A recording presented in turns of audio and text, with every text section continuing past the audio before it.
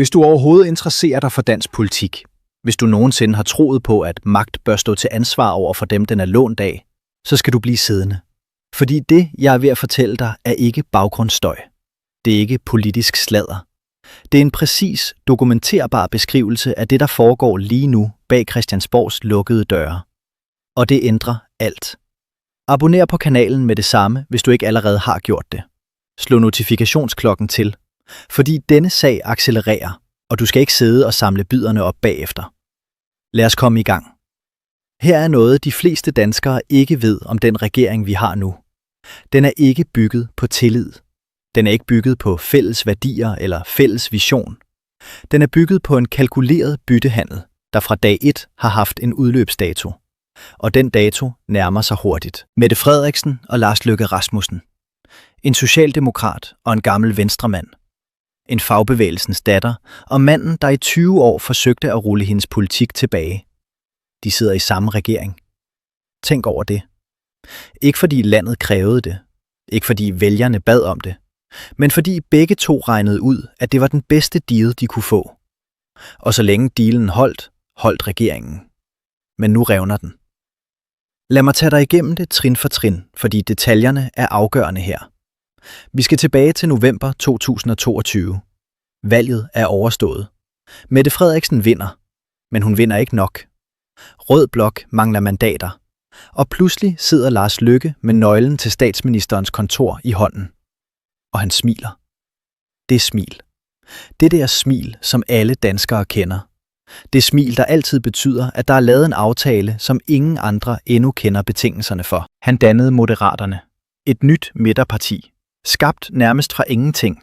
Finansieret af støtter, der ønskede indflydelse. Og han fik indflydelse. Indenrigsminister, sundhedsminister under samme tag. Og hvad var prisen? At Mette Frederiksen måtte dele det bord, hun selv havde dækket. Det var magtens byttehandel. Og slet ingen troede, at den var ment til at vare. Klik på like-knappen nu, hvis du allerede kan mærke, at noget her ikke stemmer. Det er den slags historier, algoritmen drukner. Du bestemmer, hvem der ser dette. Nu til det, der sker i dag. Og det er her, det bliver alvorligt. Ifølge kilder tæt på Finansministeriet, og jeg understreger, at disse oplysninger stammer fra folk med direkte kendskab til interne forhandlinger, arbejder Lars Løkke Rasmussen i øjeblikket med et manøvrescenarie, som Socialdemokratiet ikke er informeret om. Ikke officielt. Ikke dokumenteret i mødereferater. Men det er der. Og det er præcist den slags manøvre, Løkke er mester i. Her er, hvad vi ved. Moderaterne er presset. Meningsmålingerne er katastrofale. Partiet flirter konsekvent med spærregrænsen. 2%, 2,3%. Partiet, som Løkke byggede sin politiske genopstandelse på, er ved at forsvinde under ham. Det er ikke en trend. Det er en faldende kurve med et logisk slutpunkt. At Moderaterne ikke er i Folketinget efter næste valg. Og Løkke ved det. Han er ikke dum. Han er aldrig dum. Så hvad gør man, når ens eget parti er ved at dø? Man begynder at lede efter den næste aftale, den næste position, den næste platform. Og det er præcis, hvad der sker nu. Kilder fortæller, at Løkke i de seneste måneder har haft en serie af møder, uofficielle, ikke i kalenderen, ikke i dagspressen, med centrale profiler på blå blok. Ikke venstretoppen, det er for åbenlyst. Men folk tæt på det konservative Folkeparti og folk tæt på Danmarksdemokraterne. Folk, der er interesseret i det samme spørgsmål. Hvad sker der efter Mette? Det er spørgsmålet, som ingen i offentligheden stiller højt. Men det stilles bag lukkede døre på Christiansborg hver eneste dag. Og her er det, der gør situationen eksplosiv. Fordi Lars Løkke Rasmussen sidder ikke bare som formand for et lille midterparti. Han sidder som indenrigsminister i en regering, hvis overlevelse afhænger af hans støtte. Og han bruger den position til at bygge sin næste aftale. Det er ikke politisk spil. Det er magtens grammatik. Og Mette Frederiksen ved det. Hun ved det, fordi hun selv er uddannet i det. Hun ved det, fordi hun har set Lars Løkke gøre dette 2 gange før. Kulhydratsagsmanden. Manden, der overlevede alt. Manden, der altid ender med at stå op, når alle andre er faldet. Men denne gang er der noget anderledes. Og det er her, det for alvor bliver interessant. Abonner på kanalen nu. Slå klokken til. Det næste, jeg er ved at fortælle dig, er den del af historien, som ingen danske medier har sat ord på endnu. I begyndelsen af januar, du husker måske den uge, hvor der var storm over finansloven, skete der noget i kulisserne, som ikke blev dækket ordentligt. Løkke holdt 3 separate møder uden for Christiansborg. Et på et hotel i Aarhus, et i en privatbolig i Nordsjælland, et via videoopkald, som blev booket under et andet navn i systemet. Vi kender ikke indholdet af disse møder, men vi kender deltagerne. Og deltagerne er ikke ligegyldige. Et navn, der går igen, er en profilret profil fra erhvervslivet, tæt på Dansk Industri, som siden valget i 2022 har arbejdet aktivt på at bygge en politisk bro fra midten til højre. En bro, der ikke behøver Socialdemokratiet. En bro, der kan bære en regering, der ser anderledes ud end den nuværende. Og Lars Løkke er brobyggeren. Nu er her det spørgsmål, der hænger i luften. Og Mette Frederiksen tør ikke stille det højt, fordi svaret kan vælte hende. Hvornår forlader Løkke denne regering? Og hvornår gør han det på en måde, der maksimerer hans egne muligheder frem for hendes? Det er ikke et spørgsmål om det sker. Det er et spørgsmål om timing. Og i dansk politik er timing alt. Her er den historiske kontekst, du skal kende, fordi den forklarer, hvorfor dette mønstre ikke er nyt. Det er bare nyt tøj på en gammel krop. Lars Løkke Rasmussen har gjort dette før. I 2009 overtog han Venstre fra Anders Fogh Rasmussen. Alle troede, at det ville blive en problemfri overgang. Det var det ikke. Løkke begyndte straks at ombygge partiets kurs. Ikke åbenlyst, men i de stille aftaler, i de kaffemøder, ingen var inviteret til, i de telefonopkald sent om aftenen, som ingen i pressen kendte til. I 2015 vandt han valget. Et af hans klogeste manøvrescenarier nogensinde. Han lod Dansk Folkeparti vinde stemmer, men ikke magt. Han beholdt statsministerposten. Han smilede. Han sagde, vi er i gang. I 2019 tabte han. Men han kom tilbage. Han er altid kommet tilbage. Og nu sidder Mette Frederiksen i statsministerens kontor, og hun ved, at manden 3 kontorer nede ad gangen er ved at gøre det igen. Hvad sker der, når Løkke trækker sin støtte? Eller endnu vigtigere, hvad sker der, hvis han ikke trækker den, men i stedet begynder at bruge den som forhandlingschip? At lade Socialdemokratiet svinge i vinden med løfter om opbakning, der aldrig helt materialiserer sig. Det er det scenarie, Frederiksen frygter. Ikke brud, ikke krise, men langsomme blødning. Den slags, der svækker statsministeren, uden at give modstanderen regning for det. Tryk like, hvis du forstår, hvad der er på spil her. Del videoen med nogen, der følger dansk politik. Denne analyse fortjener flere øjne. Lad mig gå konkret til bens. Hvad er tegnene på, at dette manøvrescenarie er aktivt? Første tegn. Moderaternes kommunikation har ændret sig. I løbet af de seneste 8 uger er partiets offentlige udmeldinger blevet markant mere kritiske over for Socialdemokratiets kernepolitik. Det sker ikke tilfældigt. Det er en positionering, en langsom afstandtagen.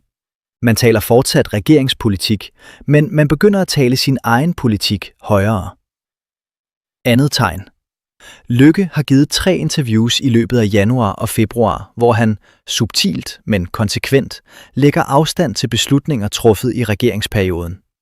Han bruger formuleringen, vi har lyttet, men vi burde have gjort mere. Det er en frikøbssætning. Den betyder, jeg var der, men det var egentlig ikke mig. Tredje tegn. Internt i Moderaterne er der uro. Ikke offentlig. Men der er personer i partiets næstlag, der er begyndt at tale med journalister off the record om, hvad de kalder en manglende strategisk vision. Det er indersiden af et parti, der begynder at løsne bolde. Og fjerde tegn, og det er det mest afgørende. Løkkes fundraising-netværk er begyndt at bevæge sig igen. Folk, der gav penge i 2022, er blevet kontaktet. Ikke til næste valgkamp, til fremtidige muligheder. Det er ikke spekulationsbaseret. Det er dokumenterbart. Nu er her spørgsmålet, som alle stiller, men ingen vil have svaret på. Er regeringen færdig? Og mit svar er dette, og det er præcist, så hæng i. Regeringen som juridisk konstruktion er ikke færdig endnu. Der er ikke udskrevet valg. Der er ikke stillet mistillidsvotum. Men regeringen som politisk projekt, som en fælles vision med fælles mission og fælles retning, den er for længst gået i stå. Den var måske aldrig rigtig i gang, Det vi ser nu er ikke en koalition. Det er en våbenstilstand. 2 parter, der besluttede at dele kontorlokaler, fordi alternativet var at sidde i opposition alene. De deler ikke drømmene. De deler ikke dagsordenen. De deler magten. Og i dansk politik er magten det eneste valuta, der tæller. Og den valuta er ved at stige i værdi for Lars Løkke, jo tættere vi kommer på næste valg. Her er det, jeg vil have dig til at forstå. Og det er det centrale i denne histories rækkevidde. Dansk demokrati fungerer på den forudsætning, at de partier, der sidder i en regering, er der, fordi de har et fælles politisk projekt. At de har forhandlet sig frem til en platform, som de begge kan stå indenfor. Og at de, når det ikke længere er tilfældet, siger det tydeligt og lader vælgerne afgøre. Det, der sker nu, er det modsatte. Lars Løkke Rasmussen bygger sit næste politiske kapitel inde fra en regering, han er ved at forlade. Og han gør det uden at fortælle nogen om det. Hverken vælgerne, medierne eller sin egen koalitionspartner. Det er ikke politik. Det er et svigt af den kontrakt, enhver minister indgår med demokratiet, når han tager embedet. Abonner nu. Slå notifikationsklokken til. Når dette bryder åbent, og det vil bryde åbent, vil du ikke opdage det fra en avis. Du vil opdage det her. Hvad sker der nu? 3 scenarier. Første scenarie. Løkke holder. Han beslutter, at det er bedre at forblive i regeringen frem til et naturligt valg. Enten fordi hans interne meningsmålinger viser, at det er den bedste taktik, eller fordi den alternative plan endnu ikke er moden nok. I dette scenarie overlever Mette Frederiksen frem til 2025, men hun er svækket, og alle ved det. Andet scenarie. Løkke trækker sig. Ikke dramatisk, ikke som kaos, men stille, beregnet, med en pressekonference, der er sat op til at maksimere hans image som ansvarlig statsmand. Han citerer politiske uoverensstemmelser. Han siger, at tidspunktet er rigtigt for en ny retning. Han smiler, og inden for 48 timer er den næste kapitel allerede begyndt. Tredje scenarie, og det er det mest eksplosive. Det lækker. Ikke fra Løkke selv, men fra nogen tæt på ham. En kilde, der er træt af hemmelighedskrammeriet. En dokument, et mødereferat, et screenshot af en beskedtråd. Det er sket før i dansk politik. Det vil ske igen. Og når det sker, er det ikke bare Lars Løkke, der ryger. Det er regeringen. Lad mig sige noget, jeg sjældent siger direkte. Jeg er ikke her for at fortælle dig, hvem du skal stemme på. Det er ikke mit job. Mit job er at fortælle dig, hvad der faktisk foregår, når kameraerne er slukket og mikrofonen er lagt ned. Mit job er at analysere magt. Ikke hylde den eller angribe den, men forstå, hvordan den bevæger sig. Og magten bevæger sig i øjeblikket mod et punkt, hvor den nuværende regering ikke kan fortsætte i sin nuværende form. Det er ikke en politisk vurdering. Det er en konsekvens af de faktuelle mønstre, jeg har beskrevet. Her er, hvad der sker de næste uger. Hold øje med disse ting. Hold øje med, om moderaternes meningsmålinger stabiliserer sig eller fortsætter med at falde. Hvis de falder under 2% i 3 på hinanden følgende målinger, er det ikke hyperbel at sige, at Løkke aktivt vil begynde at lede efter udgangen. Hold øje med de interne aftaler om finansloven for 2026. Forhandlingerne begynder inden sommer, og de vil afsløre, om de 2 partier stadig taler det samme sprog, eller om de nu taler forbi hinanden med et smil. Hold øje med Løkkes kalender. Hvem mødes han med? Hvilke arrangementer accepterer han? Hvilke invitationer siger han nej til? Den slags detaljer er ikke tilfældig støj. Det er signal. Og hold øje med Socialdemokratiets reaktion. For hvis Mette Frederiksen begynder at bevæge sig, begynder at positionere sig, som om hun allerede regner med et nyt valg, så ved du, at hun også har set det, jeg ser. Tryk like-knappen. Del denne video. Skriv en kommentar med, hvad du tror sker først. Udskriver Løkke sig selv fra regeringen, eller venter han til valget? Jeg læser det hele. Her er det, jeg vil efterlade dig med. Dansk politik er ikke Hollywood. Det er ikke de store konfrontationer og de dramatiske exits. Det er langsom bevægelse. Det er den kop kaffe, ingen beretter om. Det er den sms, der aldrig indgår i historien. Det er det smil, ingen rigtig kan tyde. Men resultaterne er de samme. Magtskifter sker. Koalitioner bryder sammen. Statsministre falder. Det sker ikke altid med tordenvejr og mediestorm. Nogle gange sker det så stille, at du først opdager det den dag, der er nye ansigter ved regeringsbordet. Lars Løkke Rasmussen har gjort dette hele sit politiske liv. Han har overlevet det, der burde have sludt ham. Han har rejst sig fra det, der burde have lukket hans karriere. Og nu sidder han igen, rolig, beregnet, smilende og bygger sin næste aftale. Mette Frederiksen ved det, og i dag ved du det også. Spørgsmålet er ikke, om hun er i panik. Spørgsmålet er, om hun har en plan. Abonner. Slå klokken til. Næste gang noget bryder, og det gør det, ser du det her først. Denne historie er ikke slut. Den er akkurat begyndt.